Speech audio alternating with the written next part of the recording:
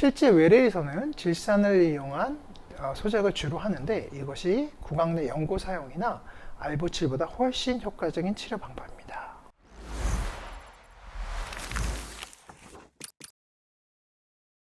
미각을 담당하는 혀는 음식의 맛을 느낄 뿐 아니라 다양한 근육의 움직임으로 소리를 내는 기관입니다. 맛볼 것도 말할 것도 많은 시대지만 바쁜 현대인들은 다양한 혀 질환을 앓고 있습니다. 오늘은 그 중에서도 가장 흔한 구강 내 질환 4가지에 대해 알아보겠습니다. 혀에 바늘이 돋은 듯 따끔거리면 혓바늘을 의심하는데요. 흔히 피곤하면 입안에 돋는다고 하는 혓바늘은 혀에 심상유두에 염증이 생겨서 통증이 발생하는 경우를 말합니다. 혓바늘이 발생하면 말 그대로 혀에 가시가 돋친 듯 따끔거리고 통증으로 음식을 섭취하기 어려워집니다. 이를 치료하기 위해서는 충분한 휴식과 영양 섭취가 가장 중요합니다. 통증이 심하면 국소 연고를 혀에 바르거나 약을 처방받아 복용하는 게 좋습니다. 통증을 경감시켜주기 때문이죠.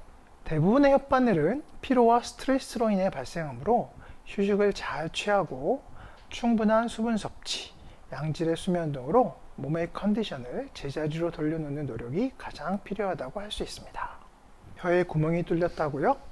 구내염에 대해서 알아보겠습니다. 보통 우리가 혀에 구멍이 났다 라고 표현하기도 하는 구내염은 일종의 염증성 반응입니다. 입 안에 점막에 발생하는 질환으로 입 안을 깨물어 발생하는 외상성 궤양부터 면역성 염증 반응에 의한 아프타성 구내염이나 편평태선, 바이러스성 감염에 의한 다순포진 바이러스성 구내염 등이 있으며 대상포진도 혀에 발생할 수 있습니다.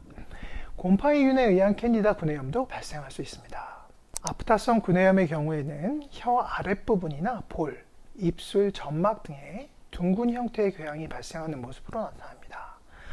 편평태선은 대칭성으로 발생하는데 구강 점막에 하얀 레이스 모양의 백색선이 발생합니다.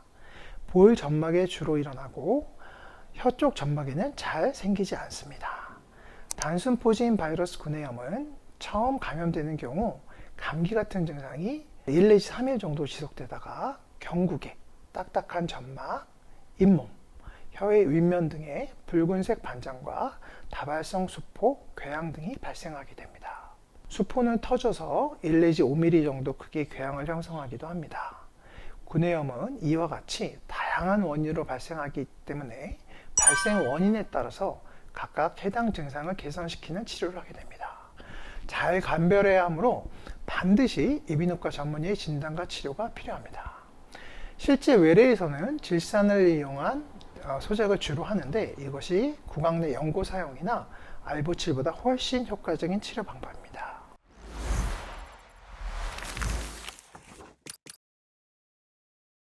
입안이 바짝바짝 마른다고요? 구강 건조증에 대해서 알아보겠습니다. 침이 잘 나오지 않거나 부족한 느낌을 받는 증상으로 구강 건조증이 생기면 음식을 삼키거나 말을 하기 힘들고 맵고 짠 음식을 먹을 수 없습니다. 입안과 목이 말라 자다가 잠에서 깨는 경우도 종종 있습니다. 또한 구강 점막, 특히 혀의 통증과 불편감이 있고 음식 맛을 잘 느낄 수 없는 경우도 생기게 됩니다. 치료는 구강 건조증의 정확한 원인을 파악하는 것부터 시작합니다.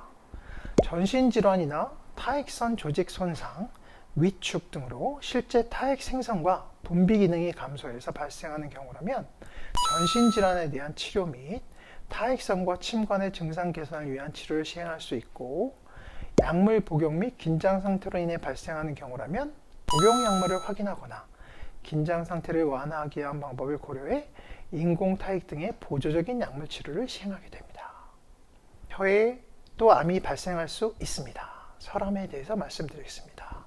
설암의 95%는 편평상피세 포함으로써 구강 내 발생한 다양한 연조직 병소 중에 흰색 또는 적색의 반점이 장기간 존재하고 있다면 편평상피세 포함의 초기 상태일 수 있으므로 이런 경우 반드시 이비인후과 전문의와 진료를 통해 조직 검사를 시행하고 병소의 상태를 확인해야 합니다.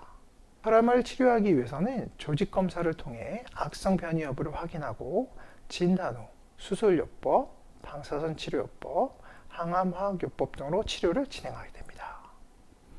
이상으로 이번 시간에는 가장 흔한 구강내 질환에 대해 알아보았습니다. 감사합니다.